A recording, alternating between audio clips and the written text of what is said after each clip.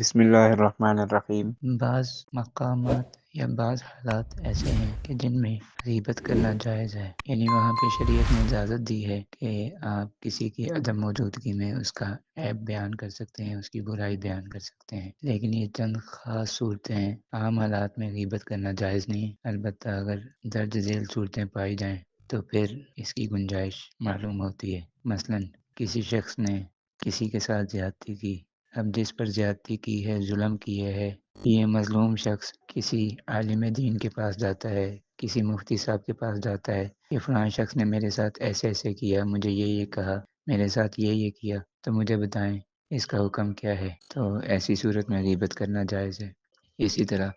اگر یہی مظلوم شخص کسی جج کے پاس جاتا ہے، کچہری میں جاتا ہے، کسی پنچایت میں جاتا ہے اور جا کے کہتا ہے کہ فلاں شخص نے میرے ساتھ یہ ظلم کی ہے، یہ زیادتی کی ہے، میری داد رسی کی جائے، مجھے بدلہ دلوایا جائے، یا مجھے میرے اس ظلم کی تلافی کی جائے جو میرا نقصان ہوا ہے، وہاں پہ بھی مطلب ظالم کے خلاف آواز اٹھانا، ظالم کے خلاف جو ظالم نے جو بھی کام کیے ہیں، ظلم کیا ہے، زیادتی کی ہے، نقصان کی ہے، اس کی جو بھی برائی ہے وہ بیان کرنا جائز ہے۔ اسی طرح اگر کوئی آدمی دوسرے آدمی سے مشورہ طلب کرتا ہے تو مشورہ دینے والا اگر حقیقت کو ظاہر کرے، اس حقیقت کو ظاہر کرنے میں کسی شخص کا عیب بیان ہوتا ہے تو اس میں شرعاً کوئی حرج نہیں ہے، جائز ہے۔ مثلا ایک شخص کہتا ہے دوسرے آدمی سے کہ میں فلاں شخص کے ساتھ کاروبار کرنا چاہتا ہوں، مجھے بتاؤ وہ کیسا آدمی، میں اس کے ساتھ پارٹنرشپ کرنا چاہتا ہوں، یا میں اس کے ساتھ یہ ڈیل کرنا چاہتا ہوں، مجھے کرنی چاہیے یا نہیں۔ تو اب جس شخص سے پوچھا جا رہا ہے اس کی ذمہ داری ہے کہ وہ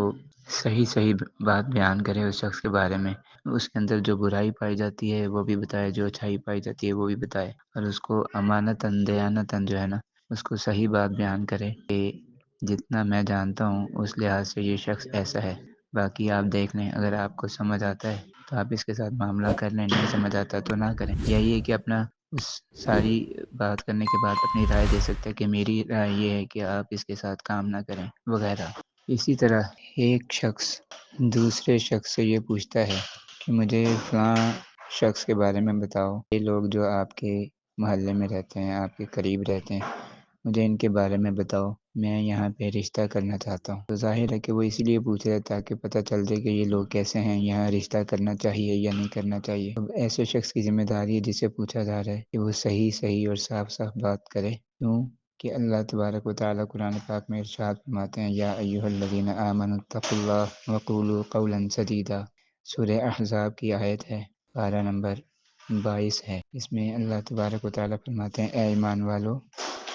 اللہ سے ڈرو، وقولوا قولا سدیدا، اور سیدھی بات کرو، یعنی صاف بات کرو، ادھر ادھر کی ہیر پھیر کرنے کی، غلط بیانی کرنے کی یا جھوٹ بولنے کی ضرورت نہیں ہے۔ تو ظاہر ہے کہ پھر اس شخص کو چاہیے کہ اس میں جو بھی برائی ہے اس کو کھول کے بیان کرے۔ اگر وہ اس کے اخلاق اچھے نہیں ہیں، اس کا لین دین اچھا نہیں ہے، وہ ان کا محلے میں جو ہے نا ایک جس کو کہتے ہیں کہ ایک اچھی یعنی اچھا تعارف نہیں ہے، ان کا محلے کے لوگ ان کو اچھا نہیں سمجھتے، یا وہ ان کا عقیدہ اچھا نہیں ہے، ٹھیک ہے، ان کی معاشرت اچھی نہیں ہے، تو جو بھی چیزیں وہ ان کے بارے میں بتائے، یہ جائز ہے۔ کیوں کہ یہاں ایک آدمی کی خیر خواہی مقصود ہے، یعنی اس کا بھلا چاہا جا رہا ہے، اس کی خیر خواہی کی جا رہی ہے، اس صورت میں بھی اور اس سے پچھلی صورت میں بھی، کہ جہاں پہ میں نے کاروبار کے حوالے سے بات کی کہ اگر کوئی کاروبار کرتا ہے کسی دوسرے شخص کے ساتھ تو وہاں پہ بھی اگر وہ رائے لینا چاہ رہا ہے کہ میں اس شخص کے ساتھ کاروبار کرنا چاہتا ہوں، معاملہ کرنا چاہتا ہوں، تو مجھے بتاؤ یہ کیسے ہے، دونوں جگہ پہ ایک آدمی کی خیر خواہی مقصود ہے، تو اس لیے یہاں پہ غیبت کرنے پر گناہ نہیں ملے گا بلکہ یہاں پہ ثواب ملے گا، کیونکہ آپ نے دوسرے